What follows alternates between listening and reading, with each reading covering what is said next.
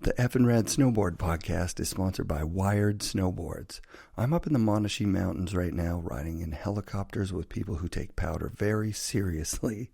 The only board I need is my Chase 162. I rode it all day yesterday with no leg fatigue. The Chase series is maneuverable, fast, and easy to land with. Go to wiredsnowboards.com and buy one today. Support also comes from Dakine Outerwear. My Gore-Tex bib pants are ruling right now. Salmon Arms gave me some mitts, Bo Bishop mitts actually. I met Bo at the bank slalom last weekend, and I can't wait to record an episode with him. Vans gives me boots. Tribute hooked me up with the best Patagonia Micro Puff mid-layer. Go to tributeboardshop.ca or visit their shop whenever you're in Nelson, BC. I also work with the Boardroom in Vancouver. Go to boardroomshop.com for all your snowboarding needs. And I'm going to be working with John Roth's Crow's Nest Barbershops. We're going to formalize some sort of relationship there. I'm pretty excited about that one. So check them out at crowsnestbarbershop.com. It was a totally fun time, didn't get too gnarly. I kind of look at the Mystery Air as an improved evolution of the Switchblade. Snowboarding is ours. And obviously I like working with Burton. As an old school snowboarder, you get so used to being treated as a second-class citizen. And I was like, how do you spell your last name? He said Kelly. And I was like, oh, we should get married. And he's like, no, too symmetrical. Happy Valentine's Day. This episode of the podcast was recorded in Pat Abramson's camper, which he and his dad drove out from Colorado. Pat A was a staple of the Ride Snowboard Pro team for about 10 years, from before the brand went public until the early 2000s, when making money as a professional snowboarder fell off kind of abruptly for a lot of people, actually. In 2014, Pat won a golden roll of duct tape at the legendary bank slalom. This year at Baker, his focus was on a big line above Mount Herman called Stone Man. Weather rolled in as his group started on the hike, and they had to pull out early, but it sounded like they still bagged some pretty killer lines just moments before we recorded in his trailer while it dumped snow outside. So we start out the conversation talking about his old roommate, Sean Farmer. He showed up one time at the bank slalom, it's like years ago. This is probably the one where he ended up rapping, because I was DJing at the bank, because we used to have the barbecue down here on Saturday. I think it was Saturday night. And they had a big tent and then, humongous bonfire. And that's where they did the salmon bake thing. And so I was DJing that one, and Farm wanted to come up and rap. And so I was like, all right, Farm, he's rapping, gonna rap. And the Howitts are all in front, Duncan and everybody, because everyone's dancing. And he gets up there, and I'm like, Farm, so you should probably not swear a lot, when you rap, because the Howitts right there. And so Farm gets up there, and he's like, it's motherfucking Farm and the fucking nang, and he starts going off, and I'm just like, God, Farm. But everyone was so stoked, and it was so rad, because the Howitts were dancing in the front, and Farm was going off, and I'm just DJing beats, and There's no modern day equivalent of that guy. No. And I actually want to put a Farm fund together for the bank slalom. Yeah. Because when he's here, it's just so funny. It's that much better. You just want to sit down, all you gotta do is sit by him. Yeah, I think as soon as he opens his mouth, it's I think my buddy Mike did one for Kevin Young, to get Kevin Young to come out and ride with him in Whistler. It's like a GoFundMe. $1,600, buy his plane tickets, Actually, I have footage somewhere. I believe I was following Rankwit, who was following Farm around the parking lot. This was probably over 10 years ago. And Rankwit was just going rap, rap, rap, rap. And he would go up to just random people and just start rapping in front of them. And then we just move on. And then it was just he would rap to anybody. It was just hilarious. And I was just you can't get this anywhere. I'm just laughing the whole time, watching this guy. So your dad told me yesterday that you were a ski racer up until junior year of high school. Does that sound about right? Pretty close. Yeah. I don't think I did senior year. No, I think junior year was the last one. Who's the coach again? You're so pissed when you started riding the snowboard. Oh, yeah. And now you've gone back and done your level 1 so you can teach it. Yeah. And so you were off skis for 25 years. 25 years, yeah. And no problem going back. Like it's just like muscle memory. Pretty much. Like the first couple turns were a little probably backseated, and then I got over it and was just like, oh yeah, this is what I used to do. I just rip it. Yeah. And like carving on a board, when I got back on the skis, it was pretty much just like racing. So like that was the same feeling on the skis as it was when I was racing, and it was just the same wide, like try to go around a gate. Yeah. Same feeling on a snowboard, like when you're laying out super, laid out carve. So did you start, when you started snowboarding, were you being coached and you joined a team kind of thing, or were you just snowboarding started when, it was one of my skate buddies had hiked up the hill underneath the lift with just a Burton board and just rode down the hill one day, and we're just like, what is that thing? He's like, it's a snowboard. I'm like, oh, cool. Where'd you get it? And like, I want to do this next year. And so one of my buddies bought a board for the next year, and I didn't have one yet. And he broke his wrist like the first day, like first run. That happens. And so he was out for a couple weeks, and so he gave me his board, and I got to go up and ride it. Yeah. And so they let us ride for, I think, the first year, and then we got kicked off for a year. And then they let us back the second year. I was on patrol chasing these guys. Yeah, so he was doing patrol by then. And so we got booted for a year, and then we got to go back. That was like 80. That would have been like, probably like, well, that was 84 was when my buddy got it. Damn. And then probably, it was like 85, 86. And then by 87, I think I finally bought a board. And then... What would that board be?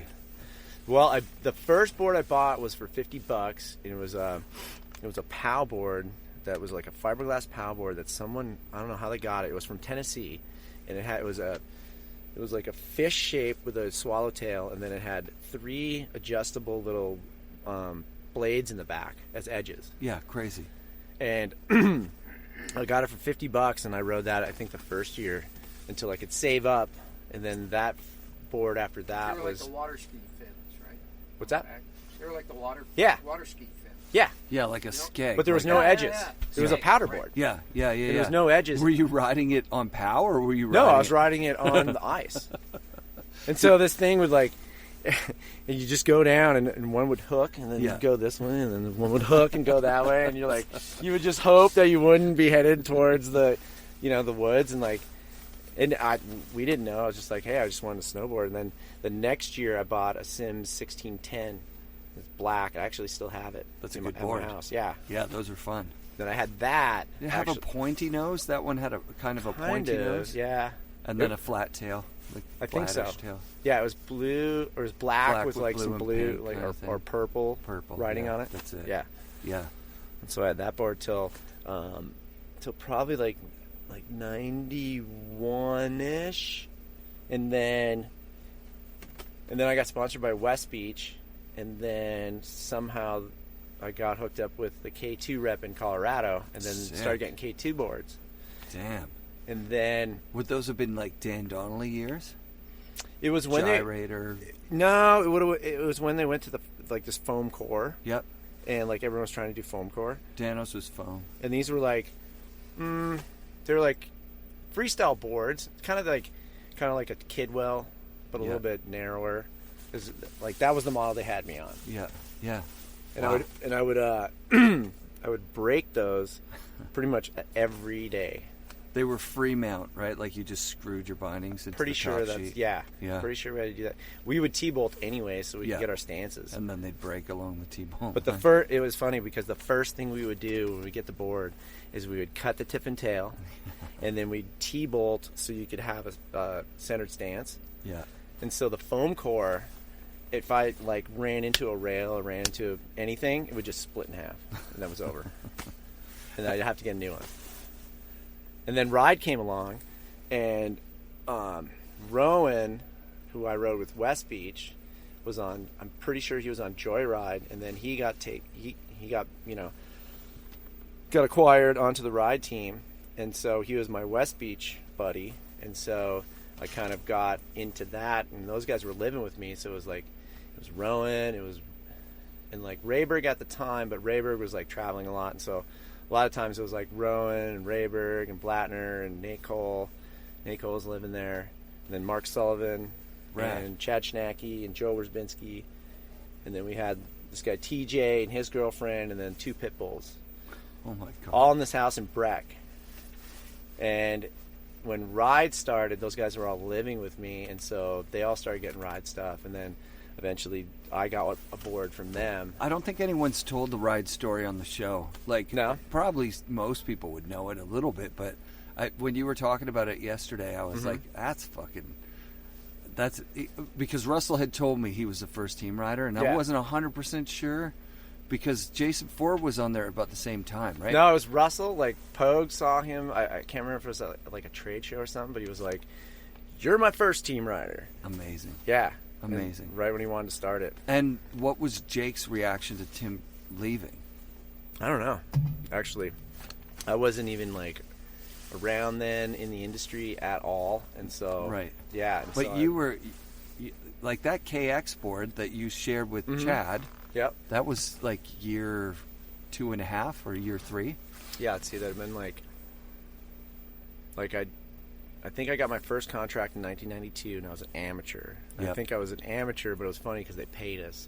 So they still paid us, What? but we weren't on the pro team. Isn't that the definition of professional? I don't is know. you're getting paid? I know. Well, no, actually, that's not right. The first contract, I got a board, and I think I got bindings. I'm not sure if they were making bindings actually then. Yeah, those They might not have. No, they I don't think they were yet. Before- No, they had the shotgun ones. before it was I did have Preston. So I got was those, yeah. Yeah. So I got the board and bindings. They were metal. Yeah. And then and I got some T-shirts and stuff. And that was the first year. That was 1992. What board were you riding? What one of those boards? I think it was whatever Rowan was riding. I would just that's all I wanted to ride was like Rowan's board. Yeah, they had like a freestyle. I think it was called. It was still, there was no pro models yet. Yeah. It was still like ride, the flipped ride. Yeah. And then, we were riding like 48s, I think, but cut down so we were riding like 53s, cut down like 48s. Rad. Yeah. That's so dope. You would even cut those down. Yeah. Because those were pretty No, good. because everyone's shapes back then, even Ride's first run, because they basically ran, I'm pretty sure, they ran with the line before they got the pro riders to change the shapes. And so their first shapes were actually, they were back-seated, and there was like a flat tail and like a rounded nose. But like sometimes the rounded nose wasn't quite right. And so, but we wanted certain sizes, and so we would always cut them down to for street, because we rode street, that's what we rode in Breck. And so we didn't ride powder in Breck. We rode strictly street, and and gaps. That was the big thing. Gaps. That's it. We'd find gaps everywhere in ski area, because everything was just skate. We were trying to just skate. Did you skate a bunch before that? Yeah, I mean, I grew up skating. I started skating when I was 10. You got my first skateboard, I think. Yeah. Well, my brother actually had one before that, but you guys actually bought me one on my 10th birthday. Yeah. And was that so when you were in Spokane that time? Yeah. Yeah. Yeah, in Spokane. And so that's so cool. So I grew up as a skater, but then in the wintertime, it was really tough to skate. We still skated, but it was really tough in Upper Michigan. It was just so much snow, and so that my winter sport was hockey for a while, and then it turned into skiing, and then that's where it turned into snowboarding. And so snowboarding was always skateboarding for me. It was oh, cool, we can skate in the wintertime now. And so it was just try to do everything that you want to do on a skate, you do on a snowboard, and then as soon as it melted, cool, we're back to skating. Colorado was the hub of the wheel at that time too. A lot of people had moved there. Yeah, and everyone skated. That's the thing. All those guys skated. Rowan and Nate, that whole crew. Every time we could, we would skate. And then when we'd snowboard, it was always snowboarding, but thinking of skateboarding the whole time. So it was killer. That ride team was half the Joyride team and half the Joyride name. That's the first time I heard it was yesterday. It was yeah. Tim just took it. Yeah, because he got Rayberg. Yep. He got Rogers, and he got Blattner, and then Nate stayed, and then I think Nate went to Type A when Type A started, and then Rogers left Ride for Type A because he wanted to be with the skaters. He was just, I don't know, and it's funny because Rogers he never really wanted to do anything. Like, he never really wanted to film, and he just wanted to, just hang out and skate. And so Type A was a little more mellow. Like, Ride was like, definitely demanding, and they should be, because they were paying those guys, really good. Team trips, photo shoots. Oh yeah, I mean they were trying to be, because Tim worked at Burton. He knew what Burton did and how to make Burton. So he knew the ins and outs, and so he knew that he had to like fly his guys around, get them on trips, and get them in magazines. That was his thing. That's why we didn't do contests. Like, Tim knew that, like, the contests, no one's getting play off a contest. No one remembers it. Back then it was like, yeah, you'd see a contest photo, and it's like, whatever. But then you'd open it up and see like some sick jump photo, and you're like, whoa, like, that's where it's at. And so Tim knew that, and so he was really big on getting us in the videos at first, getting us into the magazines. And so it was mostly like, he knew it was magazines. And then like Blunt started, and then we were heavy like into Blunt because it was all the skaters and snowboarders, and the cool thing about Ride was that Burton didn't really have like a street skate focus, and that's what we came in with, was like all like street boarders and skateboarders, and we were hanging out with skateboarders, and like Burton wasn't really doing that. They had the background, but we're hanging out with like Danny Way, and like, yeah. And then the Canadians, like those guys, like Sluggo and stuff like that. We're all intertwining with those guys. Whereas Burton was more, like clean cut, we're going to contests, and like all that stuff. And it just like turned the industry around. Yeah, there had been this kind of Sims-Burton rivalry, which basically ends at Ride. Because then Ride develops the binding that gives Burton a run for its money, and is quickly number 2 to Burton, and in some markets is beating them, right? Yeah. Like, that was so fast. Yeah. They went from concept to like big player in the industry.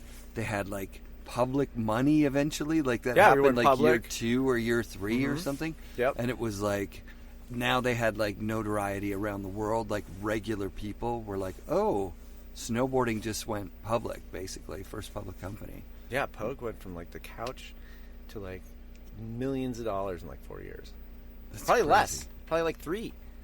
We're talking about a team manager for Burton. Yeah. And he was telling me that. He was like, yeah, man, we were kind of living, me and Steph were like living on the couch somewhere, and then years later, 3 years later, he's in like Wall Street Journal. They got an article on him. Yeah, the IPO. You still have that. Yeah. We even bought some stock. And Pogue was just like a genius. Yeah. If you bought some stock and it went. Have you ever seen Steve Rocco? Have you ever seen the man who sold the world? Incredible. Yes. Incredible. And it's sort of on that concept. I don't know if Tim ever was following like what Rocco did, but he did similar things that like what Rocco did. Right. And that story is just amazing. It's a story about how Steve Rocco just took over the skateboard industry. Oh.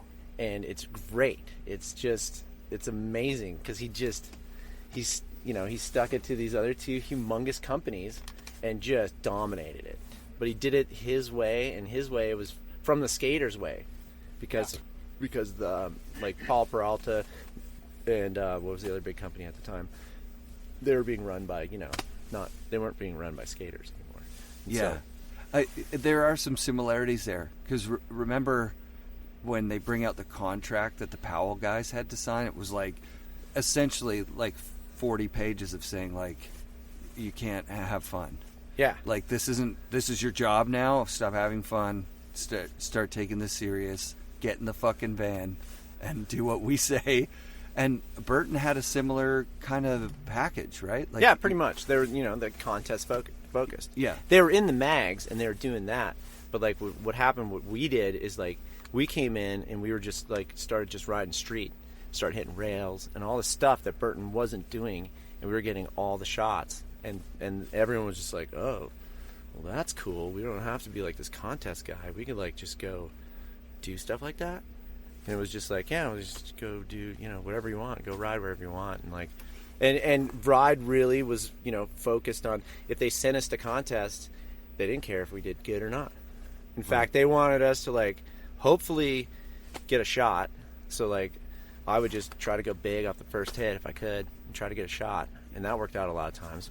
Or we would cause so much chaos that someone would write about it, and Tim loved it. It was just like, yeah, it was just like we were doing fun stuff. Like the ride team showed up, and like, you know, this party went nuts, and like, you know, things, you know, people got beat up, and like, you know, and there'd be a story, you know. And Tim just like, that's the kind of press that, or play that he wanted, and then he wanted us to work with all the major filmers, which we did, you know, for the first couple of years. We were working with everybody. Maybe not Fall Line, but we had, you know, we were with Standard and Dogger, pretty heavy, and then some of our guys actually, you know, filmed with Whitey. Rad. You know, Legend. Yeah. Incredible movies. Love Whitey's movies. Yeah, Whitey's movies are great. Yeah. It's funny. I used to hang out with him a lot. Ride really developed that binding fast, and that their bindings were so good. I remember, but they also went from like having all those pro models, Russells and Jason Ford's, like the cartoon graphic bottoms. Yep. Which were like that. Those were the best boards of the year for our shop. Like, well, they and they had sold so well. they had the newest shapes. Yeah. Like the Ford Flat kicks and the Rayberg. Yeah. Rayberg looked like a skateboard. Yep. And Fords just had a really like all of them had really cool shapes. Yeah, and then they ripped off all those graphics. Like they ripped all the graphics off and then just got cease and desist, and then they just stopped. And then like they knew from Rocco, because Rocco did the same thing. Yeah. Like he did the same thing. He would just steal stuff from other companies and then just wait for them to just like. Sure. Well, he would never really get sued. They would just say, "You got to stop making them." Yeah. And he's like, "Fine, I'll stop making them. I'll just rip someone else off." And so, Pug was like, Warner Brothers. I mean, Bill Cosby actually tried to sue him. I think pretty bad for like Russell's board. Like they went after him, but I don't think they got anything. But it was Warner Brothers, and it was Bill Cosby, and then. Maybe it was just Warner Brothers and Bill Cosby. That makes sense. It was Sylvester and Tweety, and then Fat Albert, and then there was another one that was what was it? Whose board was it? But yeah, when those pro models came out, it was like, here's this team, here's all these pro models, and there's all, you know, like people knew who Ford was, but like Russell, not as much, you know, because he wasn't getting pumped by Burton like that much. That's true. Maybe a little bit.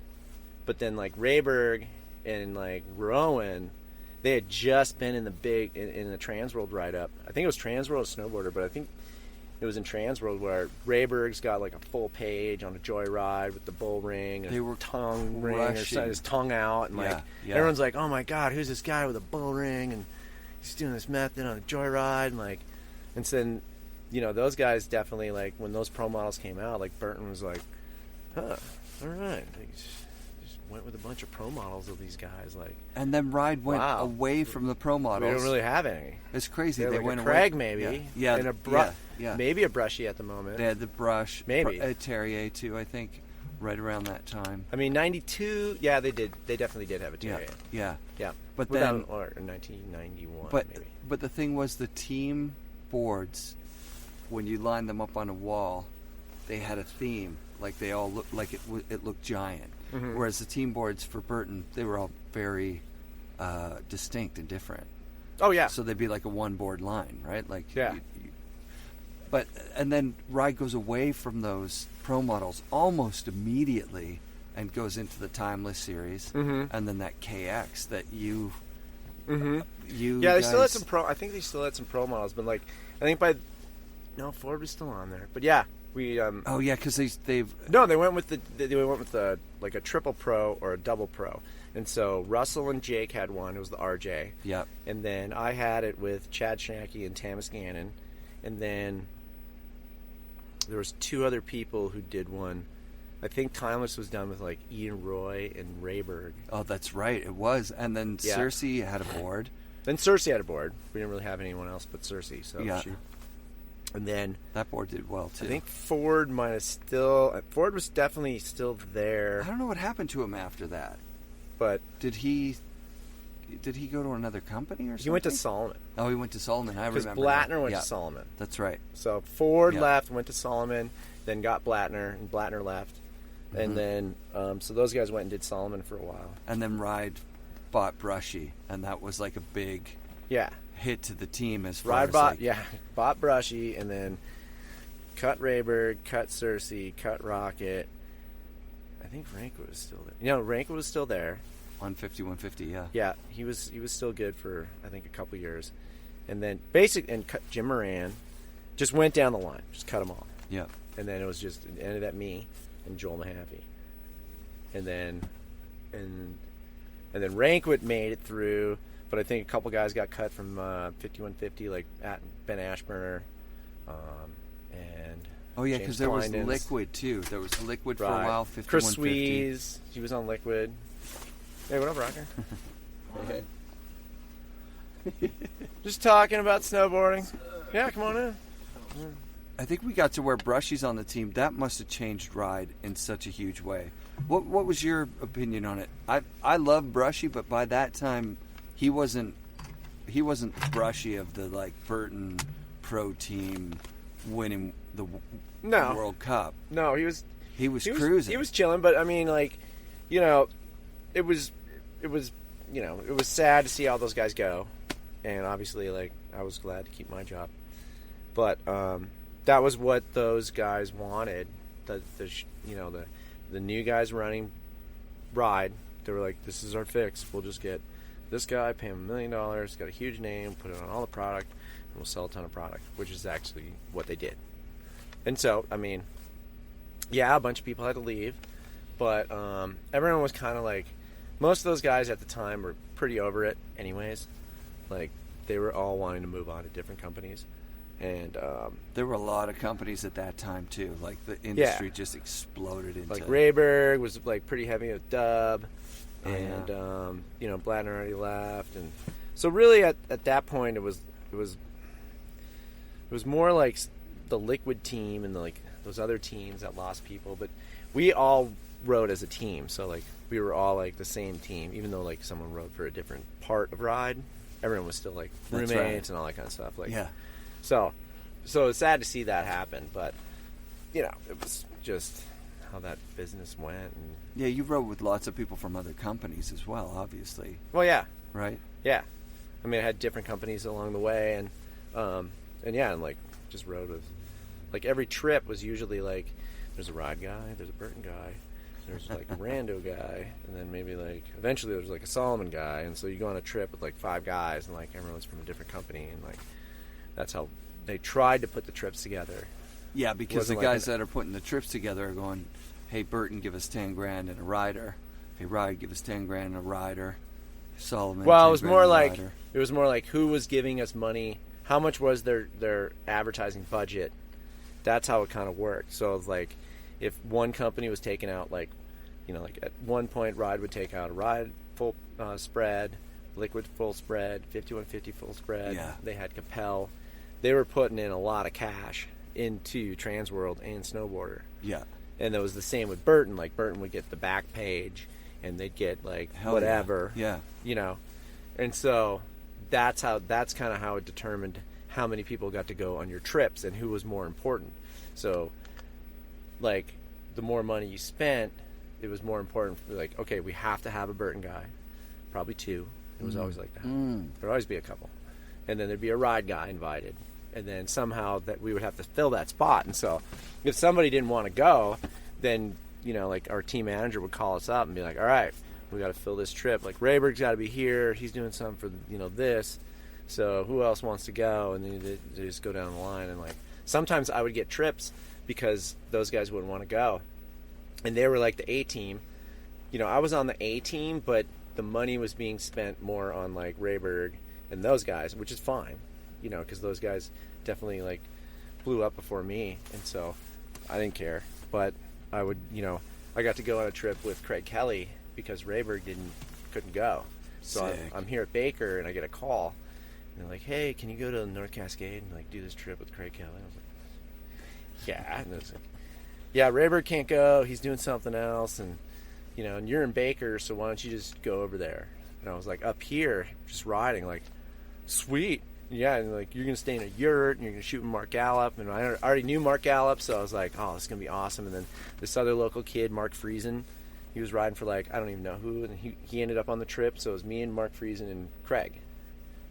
And Craig, who I'd never really like hung out with, like I'd been to a couple places here in Glacier where I've definitely seen him, and then there's been a couple times where I would get on the lift and it would be Craig sitting next to me, like, "What's up, Craig?" You know, like I didn't say his name. I was just like, "Hey, man, how's it going?" And he was super nice. Yeah. But then I got to go spend a week with him in a yurt flying around North Cascade, and that was when it was really cool because we actually got to, you know, we hung out like a lot. It gelled. Yeah. Yeah. Well, you know, and talked a lot. Yeah. And would you see him here after that? And then you guys were. Oh yeah, good? Yeah, for sure. I mean, he was busy. He was a busy pro. He didn't really ride. You know, back then he was still, you know, cruising around, traveling a lot. Yeah. You know. Sounds like he did a lot of surf trips too in the summer. He lived a really good life. Yeah, I mean, he was literally the first retired snowboarder at like 30, whatever years old it was. I don't know. I can't remember how old he was when he passed, but it was neat because I had just done my Avi cert at the Canadian Avi cert, and then I go to North Cascade Heli, and then Craig's like, he's like grilling me on it. He's like, "Hey man, so you got your Avi cert?" He's like, "Oh, that's cool. Like, I don't have one of those." And so he was like asking me about stuff. Rad. And so when we were riding, he was like, "So what do you think about this, you know, stability and all this kind of stuff?" Because, you know, I was one of the first ones to go to school, and he was really interested in it. And obviously, you know, like that's what he ended up doing. But it was neat to be like, "Whoa, Craig's like, he's asking me questions. Like I should be asking him questions." But, you know, he was really stoked on that. I was really stoked because, you know, it was like, that was pretty good, you know, big thing, getting that Avi 1. And what made you decide to do it? One of my buddies died at A Basin, just died out of bounds, and I kind of realized with a couple other people that like none of us knew what we were doing, and we were out and like riding backcountry at Colorado, building jumps and like doing stuff, and which is dangerous. Not one the person. snowpack in Colorado is notoriously, but everywhere. We were flying around in helicopters, and some of the guides we would go with, they didn't have certs. They didn't know what they were doing. They're like we would go up and just be like, no one knew what they were doing. Cowboys. Yeah, and so I figured like, hey, somebody, at least for me, it was like, because we were going out with Standard a lot and like doing backcountry and like Donner and like all everywhere, and nobody had a clue. They kind of just went off. I don't even know what kind of science that we had at the time, but it wasn't based on any kind of avalanche like training. It was like, we've been here before, it's good. Yeah, stuff like that, or it's sunny. Yeah. It's gonna be great. Yeah. It's sunny. You know? It's good. Or it hasn't It's gonna be a slid shot. Yeah, and so I figured like somehow I got onto it, and then I can't remember if Transworld did. It was somehow we got Transworld involved, and then I got Farmer and Hale to go. Cool. And we were the first group to take it, snowboarders. Where was it, in Whistler? Or? It was at Island Lake Lodge. Oh, damn. Yeah, and I had been at Island Lake Lodge like the year before, and so when they were offered it at Island, I'm like, oh, we got to go back to Island because that place is like insane. Yeah. And so we went back as the first snowboarders and took it, and kind of blew their minds, you know, about, because they were like, okay, you know, we'll teach you snowboarders, and it was going to be a Transworld's, feature story. Yeah.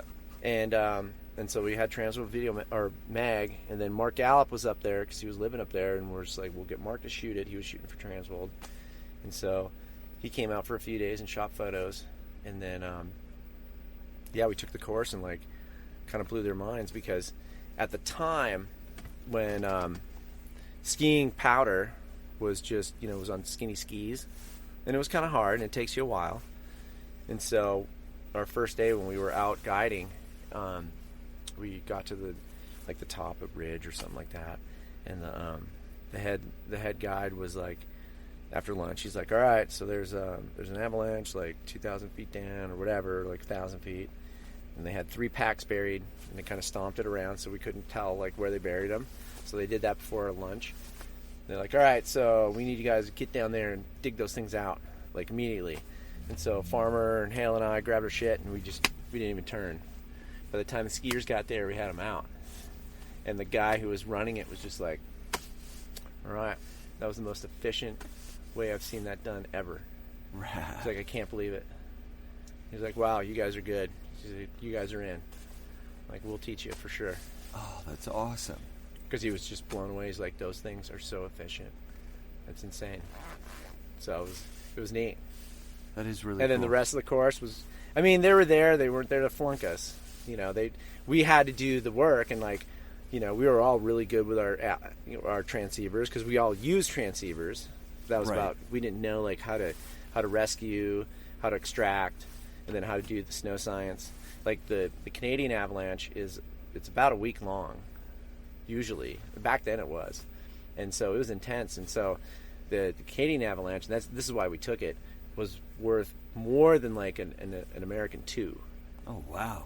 So that's why Canadian Avalanche School is like one of the best in the world.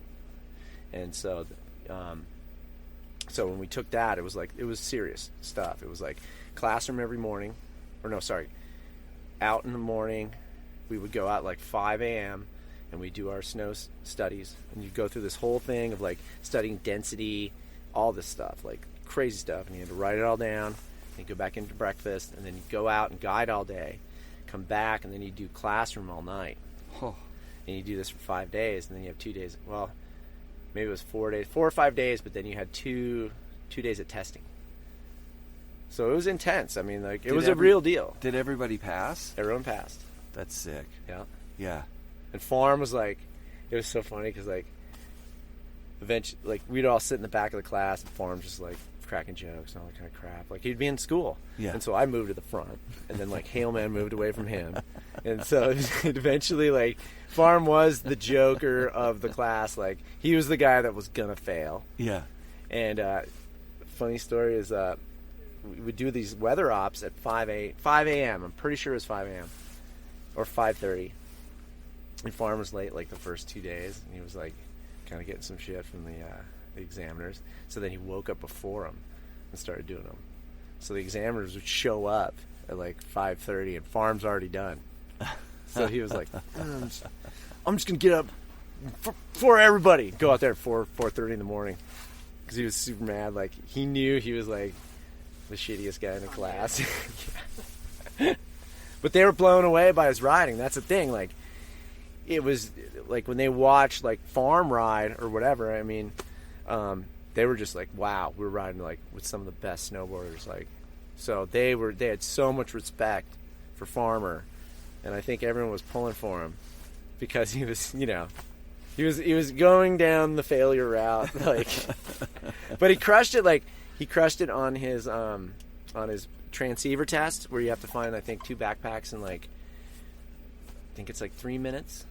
Yep. You have to find them and like stab them, and then you know, he did really well on his guiding, so he's crushing on that. It was just like when we got down to like, you know, the classroom stuff, it wasn't like, but he you know, he passed. I'm sure he passed with an A. Oh, that's sick. Yeah. Yeah. We all got our certs. Did you do more after that? Were you No, like, that was kind of it. addicted? That was it. I would just want to get my cert and like, Yeah. and then just practice it. Yeah, you didn't ever want to be a like mountain guide. Well, or, I like, thought about it. I mean, Heli. that was something where I was like, you know, maybe someday I'll go get my level 2, and then I'll be a heli guide. Mhm. But you go to the heli ops, and you're just like, man, you guys live in the middle of nowhere. That's true. Nowhere. Yeah. All winter. It's very remote. And, you know, not back then, no one was going to like, yeah, you can be a pro for like a week and then leave. Yeah. You know, and like Yeah, everyone else yeah. is sitting there for the whole winter. Like, they're not going to like you for that. So Yeah. there wasn't really a lot of jobs for it. I hear you, dude. But it was something that I thought, you know, I could go back, get my level 2, you know, maybe someday. And that was, you get a level 2 and you can be like a lead guide eventually. Yeah. It's more intense. It's like it's more than a week now. It's like a pretty intense course. You have to dig and record 100 pits between whatever till the class. I don't know.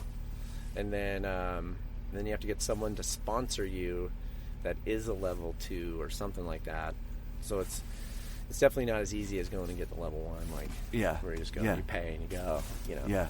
This one requires you have to document. Like I've definitely, you know, probably dug 1,000 pits between 1995 and now, and the hours I've put out in, like, you know, Alaska and Europe and, you know, Canada and like New Zealand and, you know, South America. I've definitely done my work. I just never documented it. Are most of those trips through Ride paying you like a travel budget or whatever? Or yeah, pretty much. I mean, I never really paid for it. Because you were on Ride until the 2000s. Till like 2003. But the travel budget kind of went away in like 2002, I think. And I don't think they paid for any more trips anymore. And, you know, it just kind of fizzled out. The whole thing just kind of fizzled.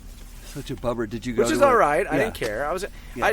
I was getting sick of traveling. Like it was to the point where it was getting really annoying. Yeah. Like I just wanted to sit in one spot, ride one place, and you couldn't do that in snowboarding. Like you had to be traveling. You had to be doing trade shows. You had to be doing video parts.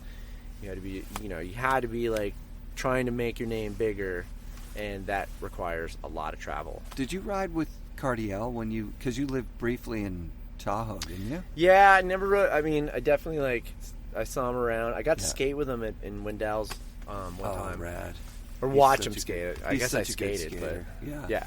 But yeah, I've heard him. Cardiel's rad. I've heard him complain that snowboarding just wasn't his game because of the traveling and because of the places you would stay. Like on a skateboard trip, there's like 12 dudes in one room. Yeah. And they're living in a van. On a snowboard trip, everyone gets their own room. And he says it's really lonely. And like you're staying at these posh like mountain resorts. And it's like there's none of your bros around. He just was like, these aren't the people that I want to hang out with. I want to hang out with like dirtball skaters. And skateboard and snowboarding is so much stuff. It's like you bring so much crap with you. My God, like it's one of those sports that's just like you look at skateboarding and surfing. You're like, all you need is a surfboard and some trunks, and like I gotta haul this crap around. I gotta have like 4 boards. Yeah. I mean, I don't have to, but like it really helps to have the right board for like the right condition. Hell yeah. You know, and like.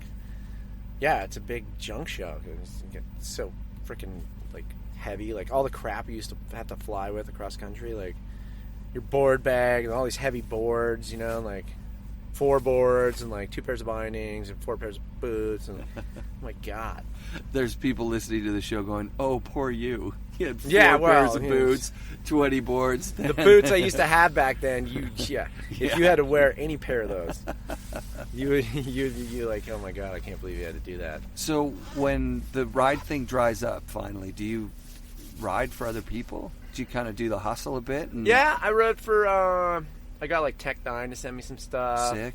And then I rode a little bit of Dub on their like little launch the first time. Yeah.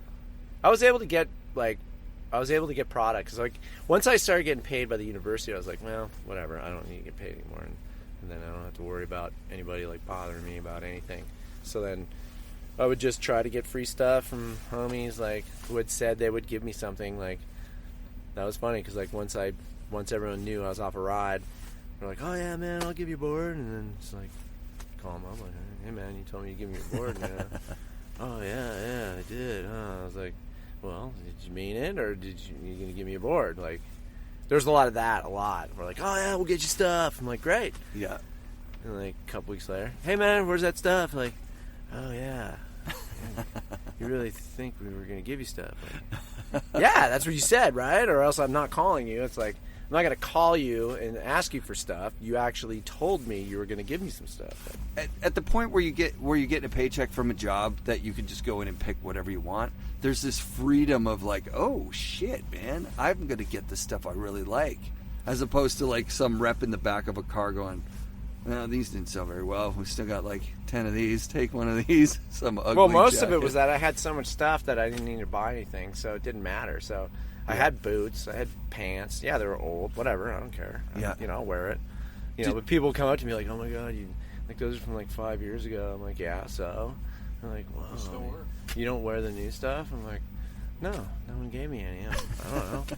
This works. I'll wear it. I don't care. Big deal. Let's talk about this university job. How did you cook this thing up? Well, so one of the kids I used to teach at CU, Lowther. You guys remember Lowther? Yeah. So Lowther was like a teenager kid before college. He came to camp and I coached him, or actually I did coach him a couple times.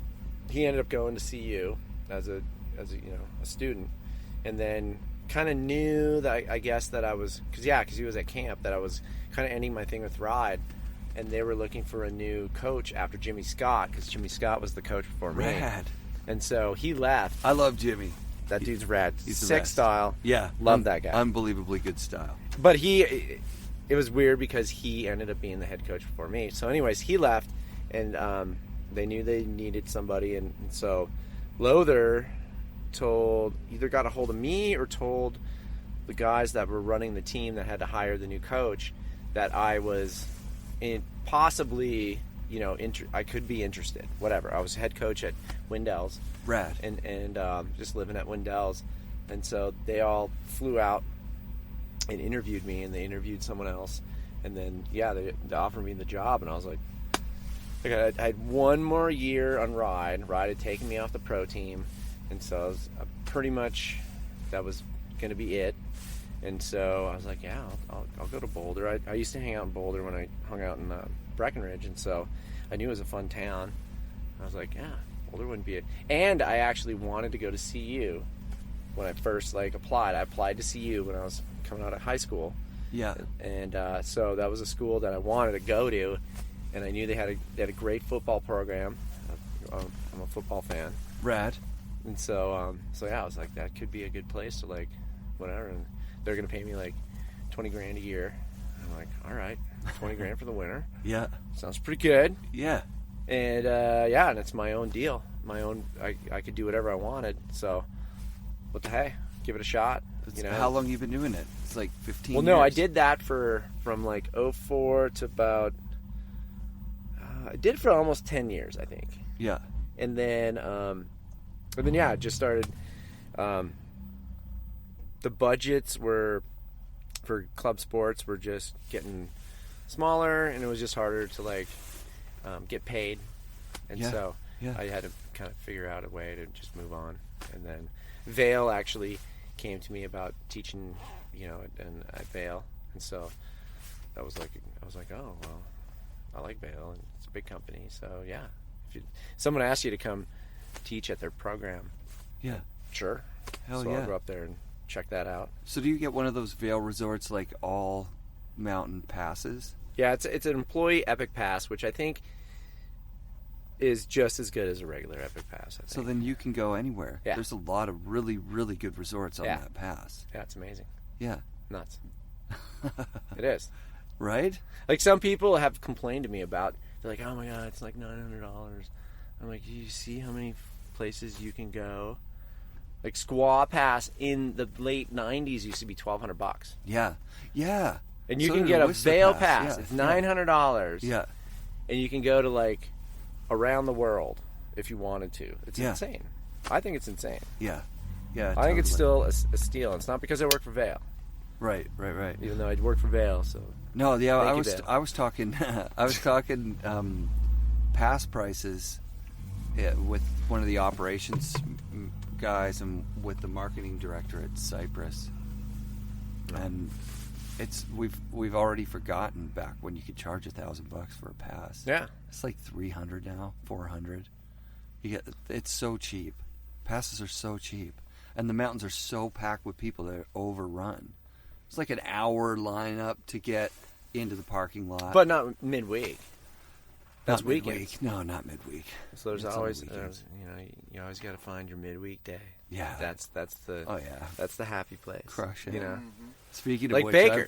I've got a bunch of midweek days coming up. Nice. Yeah, Baker midweek's still good, right? Baker midweek, tomorrow when everyone bails out of here. Yeah. It's just ghost town, and there's sometimes where it'll snow and people can't even stay because they got their flights, and so they have to leave. And so the next day, there's been several times where you just hang out for Monday and you got the whole place to yourself, just riding pow. Unreal. Yeah. Yeah, compared to how hungry everybody is on the weekend. Well, Banks on weekend too. Like, you got a lot of really good riders flying down the hill. Really like, good. I mean, I don't know if you noticed, like, you'd see a run, there'd be like 50 people just doing like 100 miles an hour down to the left. You know, like, you don't go to. There's no other place like in the world where you could go to and see that happen. Like, you know, and it was like sheared off too, like ice. Yeah. And like all the like, you know, the tourists are up there just, what the hell? Yeah. What is going on? Like, you know, like if you came to Baker on a normal day, and then you came here for like today, where you got like all these pro snowboarders flying down the hill, and you're trying to ski. Even then, the lines aren't that bad. No, they weren't. I didn't wait in a line. Yeah, it was more the than 5 cold. minutes. Like Yeah. the cold and the snow definitely kept some people away. When it's going to be, you know, super sunny, and then and POW, this place is packed on, you know. Oh yeah. Long lines, but whatever. Everywhere is. I want to see this place succeed. I want to see this place make money. Yeah. And it's great that they're starting to get a lot of play in the media. There's a lot of filming up here. Not that there wasn't, but it seemed like it just took a while for Baker to really get out there in the pro scene. Like, now it seems every pro needs to come to Baker. Yeah. And definitely ride it. You're a Baker ambassador at this point. Like, when I see you up here, you've usually got a crew of people that are from not here. And you're showing them around. Yeah. Yeah. No, that's always been my thing. Yeah, it's dope. And it's helped me get here. Yeah. It also helps in travel and staying here. Yeah. More people is better. Yeah. Totally. And what's more fun than showing someone, you know, that, especially like the people, the kids that rode a lot of park, and I wanted to show them the other part of snowboarding. Totally. That's not park. And this is a great place to show people. And that. this is what all those park kids wish they could do. Yeah. Is come here and like build a big jump and hit a real jump. You know, like a park jump. Yeah. Like, you're gonna hit a jump that the landing's not perfect. It's POW, and so you probably won't stick it, and you probably won't stick it at all. Yeah. But you'll learn how to. But you got to learn it. That's the thing. Like, going big in a POW is totally different than like riding in park. Totally. You could probably hit it, you know, 10 times, and you might fall every single time. Yeah. You might almost get it, but then you get the beat down of your lifetime. You know. And it's cool to take people and show them that, like, here's my snowboarding. Yeah, this is real like riding. It feels like. I mean, I rode parks. I rode right when parks started. Like, the first park was at Breck. Yeah. In 1992 or 3 is when they built the first park at Breck. Yeah. And we rode that, but this is what we want to ride, like cliffs, jumps, big jumps into POW, and you know, it's tough. It's tough riding. Like, you ride it, you hit a 70-foot jump, and in park, it's perfect landing, and you can stick it because, you know, you're not like landing in POW. But out here, you want to try that same thing. It's tough, so it's very challenging. Like, dropping cliffs, I would say I got a good. Well, in my career, I would say maybe 40% I could stick. Sure. That's a really the other good 60 were probably beat downs. Beat. But I was ready for it, and I didn't mind it. And, you know, it was fun sometimes. Like, sometimes the beat downs were just hilarious. It's incredible the difference between what a cliff looks like when you're looking across the valley at it and when you're standing on top of it. And you're going, is this the same one? It's like, so you roll up to the edge, build a little takeoff platform. You're like, I don't know. It looks completely undoable. Totally different. It's like not doable. And then you go and you look across. You're like, fuck, it's nothing. That's fine. It'll be fine. Yeah. And get on top of it again and go, what is going on? Why does it look like we built a little cheese wedge, like a tiny little drop off of a cliff the other day, and you had to stand at a certain spot to see where you were going to land. Otherwise, you were looking so far down the landing, it looked like, like that's too big. Oh, yeah. Yeah, and then you jump in, and you're like, oh, okay, no, that was... No, and some of these up here, it's a psych out. You, like, the first time you do it, sometimes you, like, fly right by that landing that you Oh, thought you were God. oh, it looks like I'm going a lot bigger. Here, and you can feel the air a little bit. Yeah. And you know, like, you're in the air for a while. Like, whoa, I'm kind of tracking here. Yeah. And it's going to be pretty bad. But, and then you go back and you try it again, and you try to hit that spot. But you got to learn, like these cliffs, like the speed of them. You know, some of them you can't creep off of. And then some of them you gotta hit at the right speed, and then you gotta catch that landing. But sometimes you can just send it and just, I'm going 150 feet. That was the first, like, you know, that was the first. And it's POW, and sometimes it's 4 feet of POW, and so you can actually do it. Yeah. You know, it's not like you're an idiot. Like there's doable stuff up here that's so big. If you can visualize it, yeah, you're gonna do 150 feet of flying. But there's a landing down there. You know, like I've seen Tex. Like the funny story about Tex. We're going up Chair 1, and I've been looking at this line, and it's over on Chair 1. It's off the waterfall, and it looked like there was a little like diving board, and then there was like a gap, and then there was an icicle, and it looked like there was like a transition. It was a big cliff. I was like, Tex, hey man, I've been looking at that like a couple times. And he's like, oh, no kidding. And he's like, wow.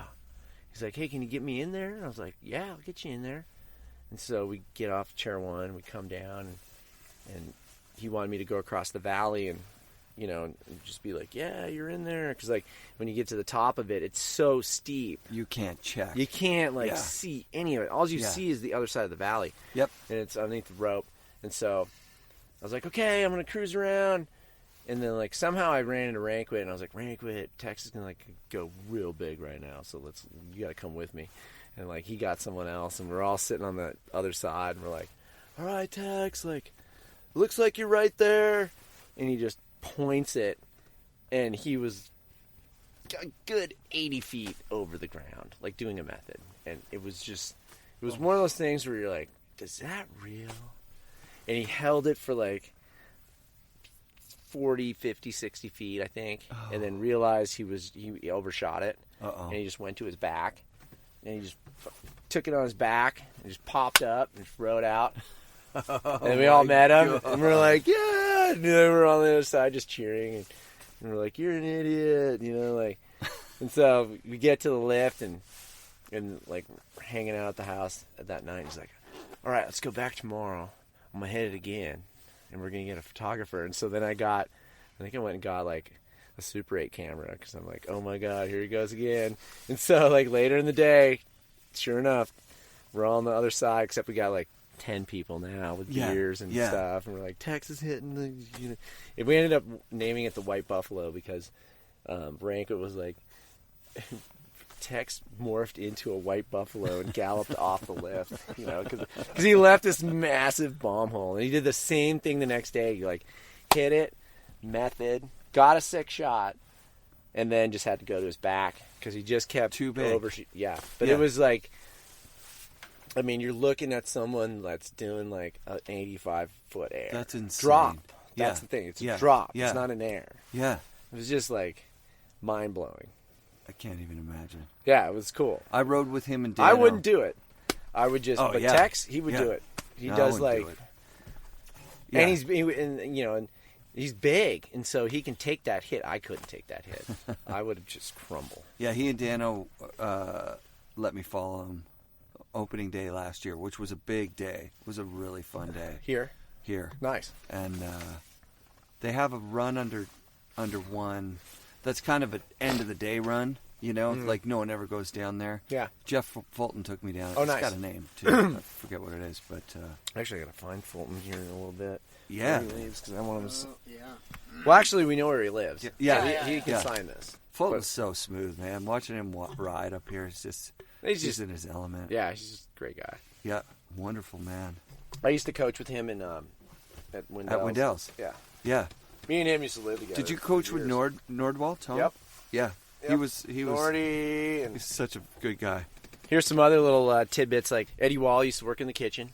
Sick. He was a nobody. Yeah. And we watched him get big. Yeah. Travis Parker, same thing. Oh, sick. He was just a no-name coach riding for K2. Yeah. He freaking totally learned how to ride Incredible at Wendell's. rider. Yeah. Like, there's so many people that came out of Wendell's that, like Sage Kostenberg. I used to coach him. Sick. His whole family. I used to carry his little sister up the pipe. She was like, I don't even know. She was like 8 years old, and she would take one run, and if we didn't hike her up the pipe, that was it for her. She couldn't hike it once, so I'd carry her up, and that's amazing. And him and Blaze would be at camp. We call him Blage because we didn't know who was who. They both look like little surfer kids. That's so sick. So we're like, Blage. And then you get it right every time. Sage and Blaze. So, Louis Vito. I used to coach that kid there. Ripper. Yep. Yeah. Yeah, Wendell's, it's crazy what happened to it. It's insane. Yeah. That it became the ski side. Yeah, but, they had to do it, and that's fine. Whatever. We had, at one point, like that place... And High Cascade were obviously battling at the time. Mm-hmm. But, Wendell's, like, really focused on skate. And it was really cool because they were able to build stuff and not have to tear it down. Like, they had the big wood bowl. Mm-hmm. The wood bowl was, like, probably one of the sickest things I've ever skated. Like, the big, huge, humongous wood bowl. I never skated it. Yeah, so they built this huge wood bowl. I saw it. I saw, people skate That's where I skated with Cardiel. Oh, and, like, sick. Jason Jesse and, like... Mark Frank. Wow. Oh, that's a crew. You ever interviewed Mark Frank? Yeah, I got Mark Frank. He's rad. I'm going to do another one with him because he's so good at skating. It's insane. That's where his style is. That's so where his style sick. comes from. Yes. 100%. Yeah, and that's the thing about skating and snowboarding. Like, your style comes so much from it. It's. I mean, I don't know if it doesn't come from there. Then where does it come from? Like, snowboarding. Yeah. Because snowboard style is not skate style. There's surf style, and there could be like ski style. But like, if you're not thinking skateboarding on your snowboard, then I don't know what you're thinking, right? Because all the grabs come from it, all the tricks come from it. Yeah. If you're trying to do a rail or trying to do a jib or something, that's skateboarding. So if you're not thinking skateboarding, then what are you thinking? And that's why people do stuff, and they think they've done it correctly, and then you look at it and you're like, yeah, that guy didn't skate. He doesn't get it. He doesn't get it. Yeah. He doesn't get why you did that grab that way, or why you slid the rail that way, or you know what I mean? Like, oh, fuck, of course I know what you mean. Like a board slide. Like, you'll see a dude do a board slide, and you're like, yeah, that guy skates. And then you'll see a dude do a board slide, like, yeah, that guy just snowboards. He's never skated. Yeah. Same in the pipe. Yep. You can just see it. Like Sean. Like, Sean is so successful because he skates vert. Yep. Nobody else skates vert. Right. They don't get it. Yeah. That's why Sean has to catch transition, because if you go to the flat on a vert ramp, you're not fucking catching air on the second hit. Yeah. You're done. You're dead. Yeah. So Sean is one of the only ones that knows that he has to catch the top of the vert in order to go bigger on the next hit, whereas everyone else does their tricks and lands in the flat. Yeah. And by the time they get to the bottom, they're going like 5 feet out. Yep. And Sean's going like 14, 15, 20, whatever. Crushing. But it's because he skates vert. Did he come to Wendell's ever? Oh yeah, he was there. Like, I used to see him. He was like 8, 10 years old. I watched him grow up at Wendell's. Yeah. Sick. I wasn't his coach, but I rode with him a lot. Skated with him a lot. Yeah. Great skater. But he was there, and we watched him just grow up and get better at skateboarding and snowboarding until he was like what he is. But by the time that happened, I was out. But I mean, he was just a little kid, and it was great. It was like, that kid's super good at snowboarding for his age, But he's skating with pros, and he's snowboarding with pros, and that shows that. And he must have somehow been able to avoid. Because I was talking with a bunch of the guys in the lodge I met today that all went to Craig Kelly's camp. One of them when he was 12.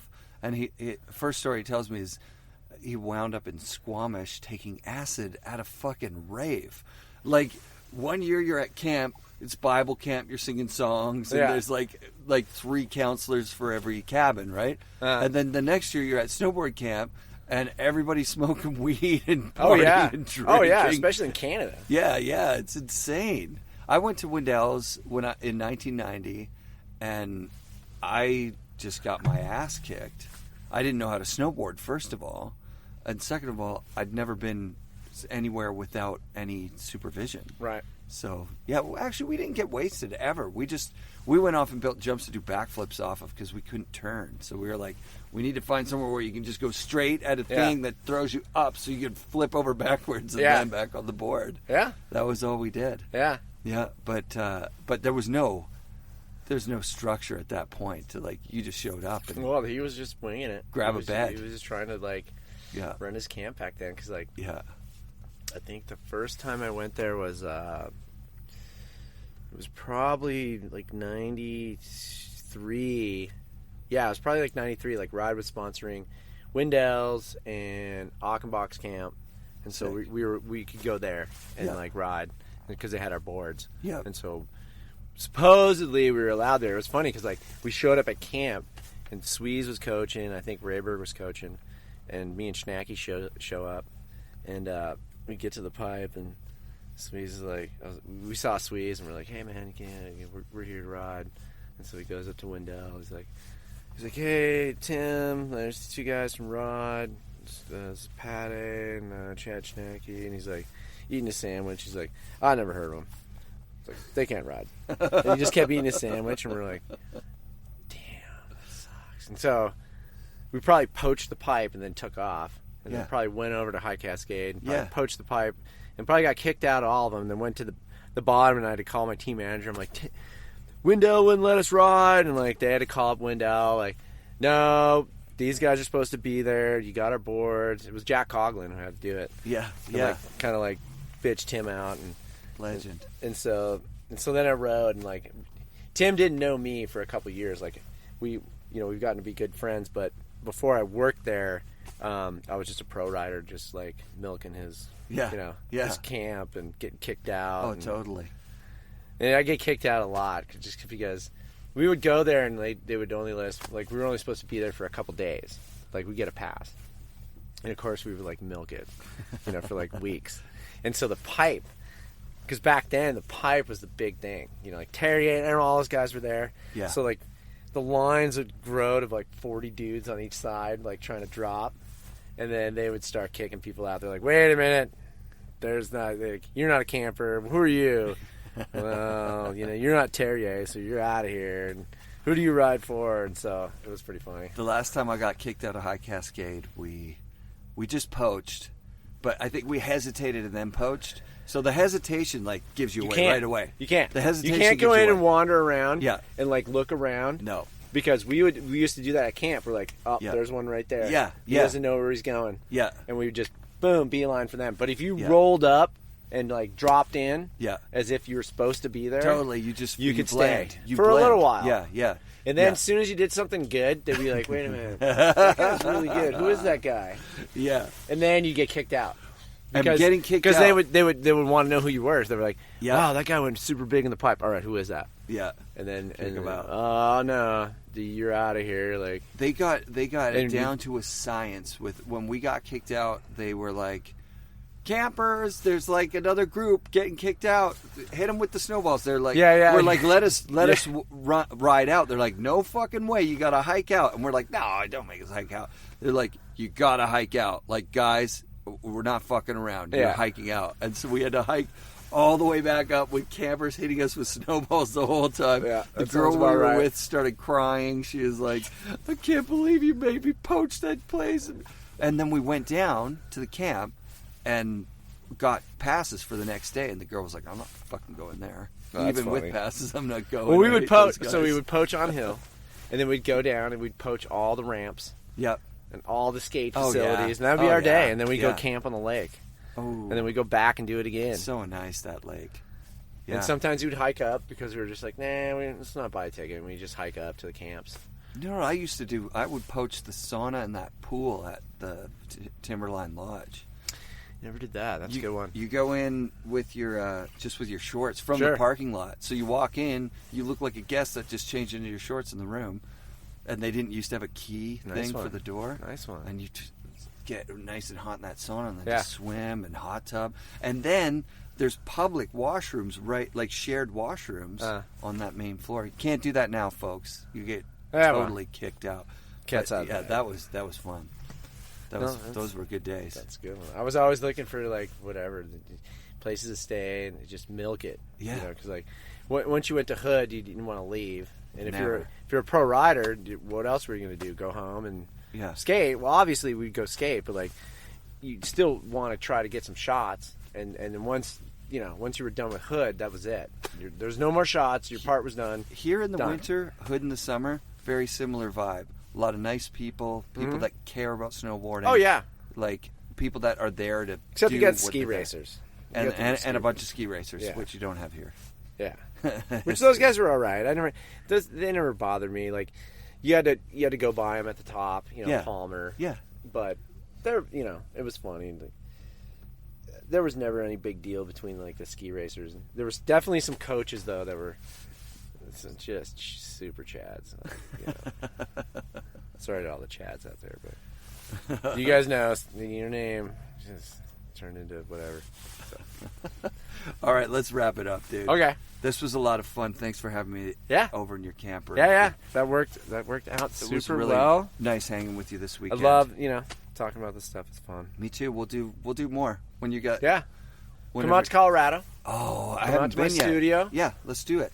And we'll take snowmobiling or skating. I got a ramp in my house. Whatever. Yeah. Whatever time of year it is. Oh, that'd be fun. Don't matter. But if it is wintertime, we can go. I can take you up snowmobiling, up with like Rabbit Ears, or I'd love to take you up to Vail. Of course. And ride some East Vale and stuff like that. I'm totally in. Who knows? Yeah. If it's spring, we could ride some like Keystone Park. It's super fun. When it's slushy, it sounds amazing. It's rad. Yeah. Yeah. I'm coming, man. Good. That'll be fun. You should. All right. Thanks again, dude. Yeah. FNRad shoutouts this week to the Howitts at Mount Baker. The legendary bank slalom brings out the legends of snowboarding and has the best vibe of any contest in any sport.